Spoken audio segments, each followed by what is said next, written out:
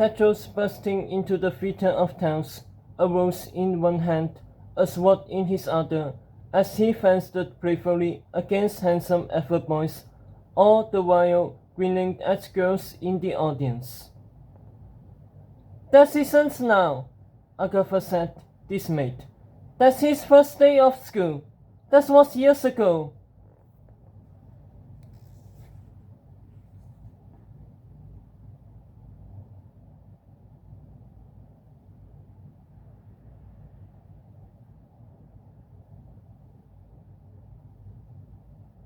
The crystal ball glitched, the scenes shattering and breaking apart into 1,000 tiny crystal orbs within the larger one, each little bamboo replaying the same clip of Tetros fencing the boys.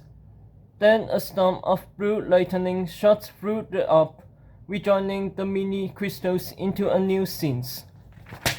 Tetros as a young child, hiding under the bed in that strange guest room Agatha once saw in Kârlå's Waste Tower, the prince giggling to himself as Fairy zoomed through looking for him.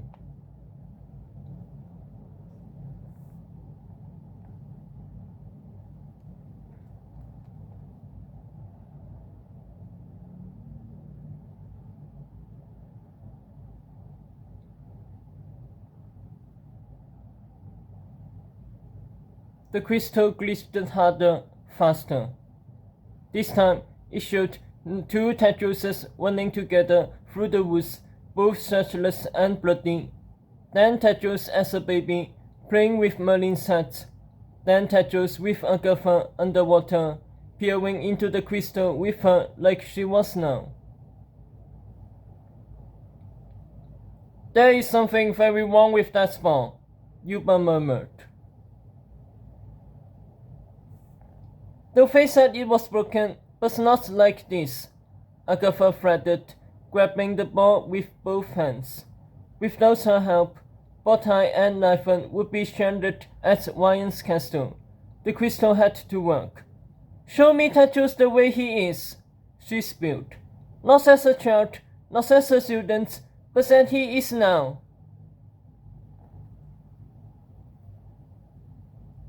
The ball detonated with lightning and showed Tetros kissing Sophie in a sapphire cave. "Stupid ball!" Agatha shouted, appending it like an hourglass. Only now it was showing an eagle flying over a blood-red lake.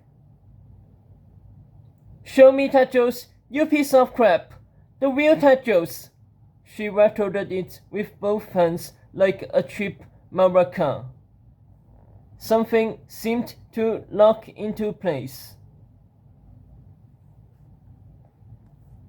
Now inside the crystal's frame, a silver bubble woved over lush green grass, sun-kissed on a golden afternoon.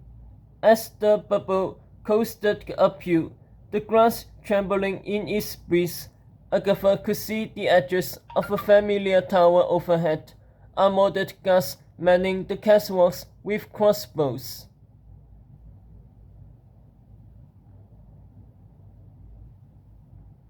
"Wait, this is it," she breathed. "This is Kârlå." The bubble slowed, then stopped on a patch of grass halfway up the hill before zeroing in, close enough for Agatha to see ants scattering across the green place.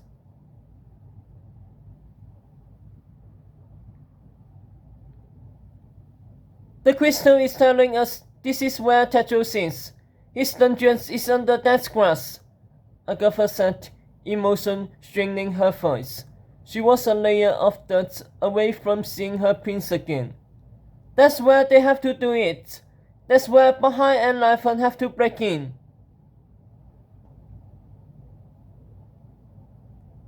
For a moment, the library was overtaken by silence.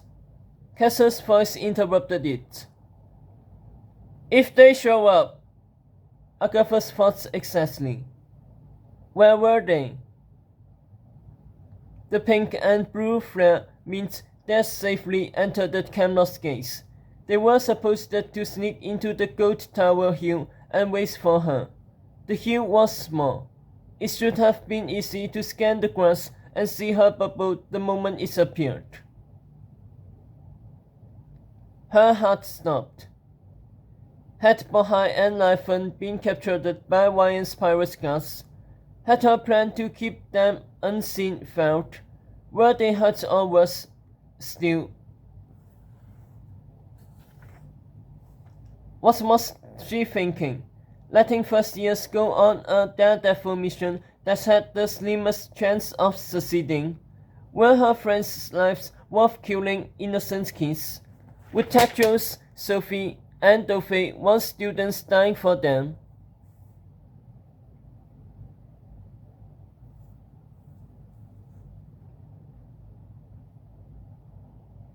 This is a mistake, she thought.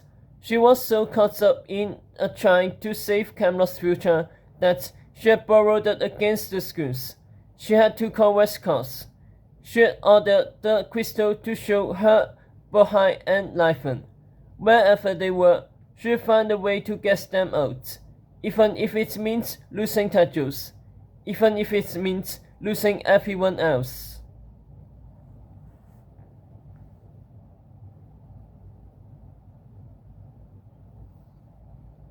She glared into the ball.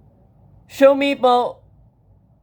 A handsome face thrust into the crystal's frame, spattered with black goo, a shimmery cape held over his head like a shield. Sorry, Bohai panted, his breath shaking the bubble. Couldn't see your bubble in the sunlight. Plus, Sophie's old snakeskin cape is a nightmare to handle. Thin, slippery, and just the worst. To stay invisible, we had to shuffle under it like one of those dragon puppets. And Lyphon has a big behind.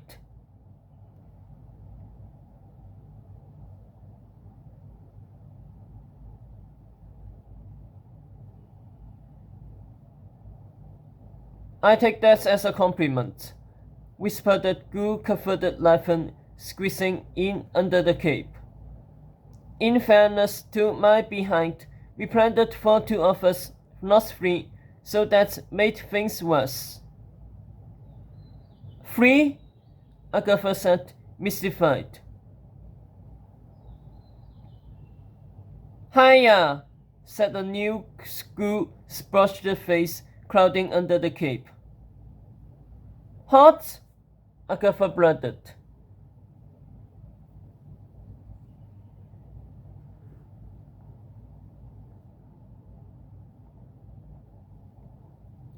So I'm sitting in the carriage with William and Borden, fending off one of the snake's eels, said the weasel. And then what do you know? Here come two of my former students, raiding the royal carriage like wild men and stunning the driver with a pretty Madron spell, but giving me just enough time to beat that scream to a puddle. And bang on, we are off and rolling to Kârlå. Boy said they're supposed to invade the dungeons alone. That Sophie's old cape wouldn't fit three of us, but no way was I gonna let 2 first years go without me. I'm a professor. Oh, and Borden and William wanted to come, but those boys are better as lookouts, if you know what I mean.